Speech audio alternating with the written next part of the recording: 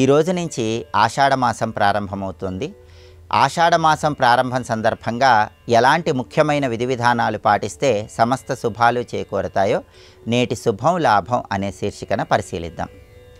ప్రధానంగా ఆషాఢమాసంలో పంచపర్వాలు అని చెప్పబడే ప్రత్యేకమైన రోజుల్లో ఏకభుక్తం ఉండటం ద్వారా జన్మాంతర దోషాలన్నీ తొలగింపజేసుకోవచ్చని, అదృష్టాన్ని ఐశ్వర్యాన్ని సిద్ధింపజేసుకోవచ్చని ధర్మశాస్త్ర గ్రంథాలు తెలియజేస్తున్నాయి. ఈ పంచపర్వాలు ఏంటంటే, మొట్టమొదటిది పౌర్ణమి, రెండవది అమావాస్య, మూడవది బహుళపక్ష అష్టమి, నాలుగవది బహుళపక్ష చతుర్దశి, ఐదవది రవి సంక్రమణం జరిగిన రోజు, అంటే రవి ఒక రాశిలో నుంచి ఇంకొక రాశిలోకి మారే రోజు. ఆషాఢ మాసంలో ఈ 5 రోజులను పంచపర్వాలు అంటారు. ఈ పంచపర్వాలు ఉన్న రోజుల్లో ఎవరైతే ఏకభుక్తం ఉంటారో, అంటే పగలు మాత్రమే ఆహారం స్వీకరించకుండా కేవలం రాత్రికి మాత్రమే ఆహారం స్వీకరించటం అలా ఉంటారో, లేదా పగలు ఆహారం స్వీకరించి రాత్రికి ఆహారం స్వీకరించకుండా ఉంటారో, ఏకభుక్తం ఉంటారో, వాళ్ళకి సంపూర్ణమైనటువంటి శుభ ఫలితాలు కలుగుతాయని ధర్మశాస్త్ర గ్రంథాలు తెలియజేస్తున్నాయి.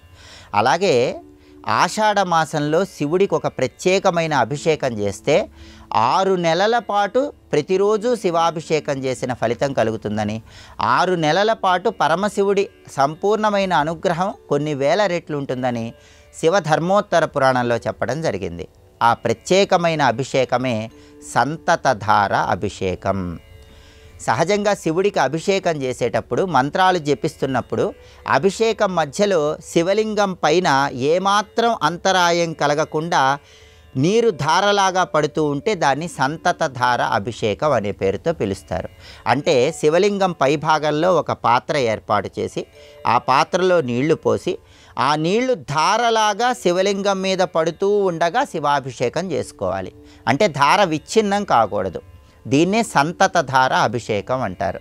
ఆషాఢ మాసంలో ఎవరైతే శివుడికి సంతతధార అభిషేకం చేస్తారో వాళ్ళు 6 నెలల పాటు శివుడికి అభిషేకం చేసిన ఫలితం కలుగుతుందని, కొన్ని వేల రెట్లు శివానుగ్రహానికి సులభంగా పాత్రలు కావచ్చని మనకి శివధర్మోత్తర పురాణంలో చెప్పారు. అలాగే ఆషాఢ మాసం ప్రారంభం అంటేనే వారాహి నవరాత్రుల ప్రారంభం. వీటిని గుప్త నవరాత్రులు అనే పేరుతో పిలుస్తారు. ఈ వారాహి నవరాత్రుల సందర్భంగా వారాహి అమ్మవారికి సంబంధించిన వజ్రపంజర స్తోత్రాన్ని చదివినా విన్నా వారాహి అమ్మవారి సంపూర్ణమైన అనుగ్రహం కలుగుతుంది. వారాహి అమ్మవారికి సంబంధించి కొన్ని ప్రత్యేకమైన నామాలు ఉన్నాయి. పంచమి, దండనాథ, సమయ సంకేత, సమయేశ్వరి, వారాహి, పోత్రిణి, వార్తాళి, ఇలా ప్రత్యేకమైనటువంటి వారాహి అమ్మవారి నామాలు ఉన్నాయి. ఈ నామాలను ఆషాఢ మాసంలో ప్రతిరోజు స్మరించుకున్నా లేదా వారాహి వజ్రపంజర స్తోత్రాన్ని ప్రతిరోజు పఠించినా విన్నా వారాహి అమ్మవారి సంపూర్ణమైన అనుగ్రహం కలుగుతుంది. అయితే వారాహి అమ్మవారి స్తోత్రం చదువుకోలేని వాళ్ళు, వారాహి అమ్మవారిని ప్రత్యేకమైన విధి విధానాలతో ప్రతిరోజు పూజించలేని వాళ్ళు దానికి ప్రత్యామ్నాయంగా ఒక శక్తివంతమైన దీపాన్ని ఆషాఢ మాసం ప్రారంభం సందర్భంగా ఈరోజు ఆషాఢ మాసంలో వచ్చే శుక్రవారాలు వెలిగిస్తే వారాహి అమ్మవారి అనుగ్రహం కలిగి శత్రుబాధలన్నీ తొలగిపోతాయి, దృష్టి దోషాలు తొలగిపోతాయి, భూలాభాన్ని గృహలాభాన్ని సిద్ధింపజేసుకోవచ్చు. అదే వారాహి కందదీపం. ఈ వారాహి కందదీపాన్ని ఎలా వెలిగించాలంటే, ఒక కందగడ్డను తీసుకోవాలి. ఆ కందగడ్డను శుభ్రంగా నీళ్లతో కడగాలి. ఆ కందగడ్డకి పసుపు, కుంకుమ, గంధంతో బొట్లు పెట్టాలి. ఆ కందగడ్డ పై భాగాన్ని తీసివేయాలి. అలా తీసివేసిన తర్వాత ఆ కందగడ్డ పై భాగంలో ఒక మట్టి ప్రమిద ఉంచి ఆ మట్టి ప్రమిదలో నువ్వుల నూనె పోసి ఒత్తులు వేసి దీపాన్ని వెలిగించాలి.